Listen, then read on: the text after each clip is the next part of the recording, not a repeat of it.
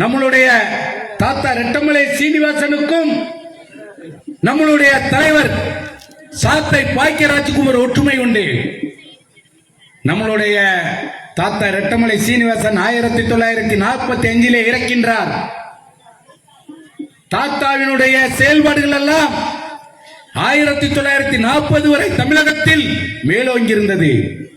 இருப்பினும் இந்த சமூகத்தினுடைய நிலைகளையும் இந்த சமூகம் மாறக்கூடிய நிலைகளையும் அறிந்து மனம் விரும்பி பறையர் பேரவை என்று ஆரம்பித்து பறையர் மாநாட்டை நடத்திய பறையர் ஈரலை நடத்திய தாத்தா ரெட்டமலை சீனிவாசன் ஒரு 5 ஆண்டு காலமாக மனம் வலி, இந்த சமூகத்துக்காக உழைத்த அந்த உடல் வலி இரண்டும் ஒரு சேர பெங்களூரிலே போய் அவர்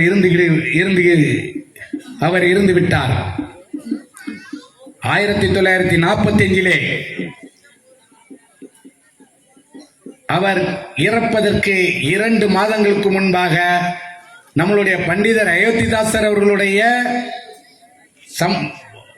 மச்சான் என்று சொல்லலாம், அயோத்திதாசர் பண்டிதருக்கு தாத்தாவினுடைய தங்கையை திருமணம் செய்து கொடுத்திருந்தது.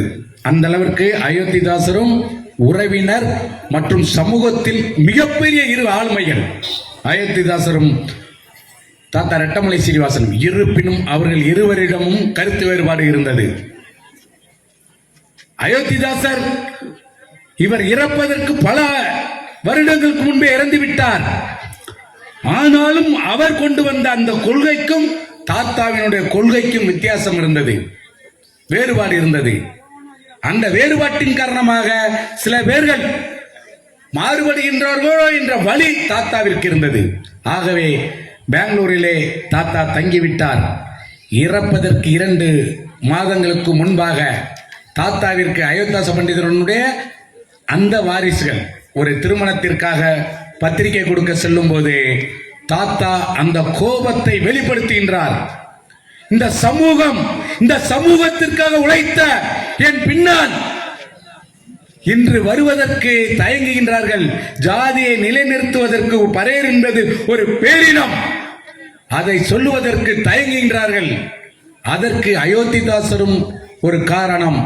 ஏனென்று சொன்னால் அயோத்திதாசர் இவருக்கு 20-30 ஆண்டுகளுக்கு முன்பே இறந்து விட்டாலும் 1919 என்று நினைக்கிறேன் நம்மளுடைய அயோத்திதாச பண்டிதனுடைய இறப்பு.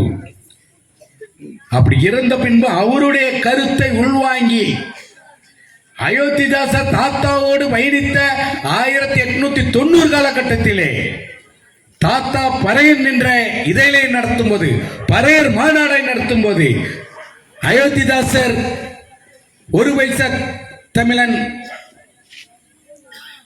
ஆதி திராவிடர், திராவிடம் என்ற சொல்லை முதலில் தமிழகத்திற்கு அறிமுகப்படுத்தியதே நம்மளுடைய மூதையர் அயோத்திதாச பண்டிதர் தான். அப்படி இவர்களுடைய இந்த சமூகத்திற்காக ஒற்றுமையாக செயல்பட்டாலும் கருத்து வேறுபாடுகள் ஏற்பட்டதனுடைய காரணமாக இந்த கருத்து வேறுபாடுகளால் இன்று மக்கள் திசை திருப்புகின்றார்கள் என்ற காரணத்தினால் தாத்தாவினுடைய கோபம் உச்சக்கட்டத்தில் இருந்து அவரை பார்க்க செல்வரெல்லாம் அவர் கோபப்பட்டு பேசி சந்திக்க மறுத்து அந்த திருமணத்திற்கும் மறுத்து சென்னையில் வந்து 2 மாதத்தில் இறந்து விட்டார்.